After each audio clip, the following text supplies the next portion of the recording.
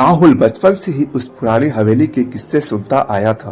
गांव के बड़े बूढ़े कहते थे कि वहां जाने वाले लोग कभी वापस नहीं लौटे, पर राहुल इन बातों पर विश्वास नहीं करता था। उसे यह सब बेतुकी कहानियां लगती थी।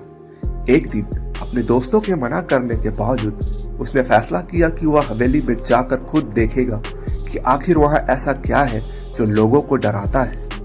रात का समय चुना जब चांद बादलों के पीछे छिपा हुआ था और गांव सुनसान पड़ा था। राहुल एक टॉर्च लेकर हवेली की तरफ बढ़ा। हवेली के पास पहुंचते ही एक अजीब सन्नाटा छा गया। हवेली की टूटी फूटी दीवारें और झाड़ झाड़ियों से भरे दरवाजे ने उसका स्वागत किया। वह अंदर घुसा और जैसे ही उसने टॉर्च की रोशनी से चारों ओर देखा, उसे महसूस हुआ कि वह अकेला नहीं है। दीवारों पर पुराने तस्वीरें लटकी थी जिनमें लोग अजीब ढंग से हंस रहे थे। उनकी आंखें जैसे उसकी तरफ देख रही थी। अचानक एक तस्वीर से हल्की सी सरसराहट की आवाज आई और राहुल की टॉर्च बुझ गई।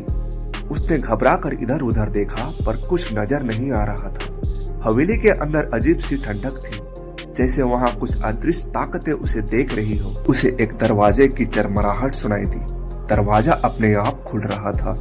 उसके पीछे एक अंधेरा कमरा था जिसमें सिर्फ एक पुराने झूले वाली कुर्सी थी जो धीरे धीरे हिल रही थी। राहुल का दिल जोर जोर से धड़कने लगा। उसकी हिम्मत जवाब देने लगी, लेकिन वह जानता था कि इस कमरे में कौन था। जैसे ही उसने कमरे में कदम रखा, झूले वाली कुर्सी अचानक रुक गई।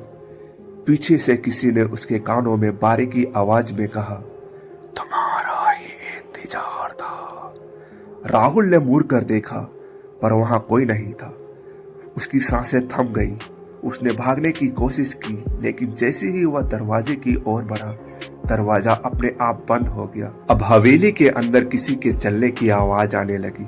राहुल ने डर के मारे चीखने की कोशिश की, पर उसकी आवाज बाहर नहीं आ रही थी। वह कमरे में फंसा हुआ था और हवेली की दीवारें जैसे उसके करीब आते जा रही थी।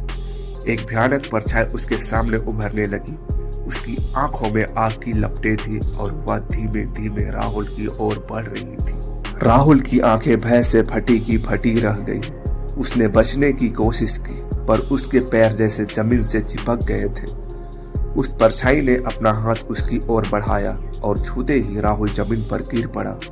हवेली से फिर कभी कोई उसकी आवाज नहीं सुन पाया। गांव के लोग कहते हैं राहुल अब भी उसी हवेली में है, पर अब वह लौट कर कभी नहीं आएगा। हवेली की परछाई उसके साथ खेल रही है, हमेशा के लिए।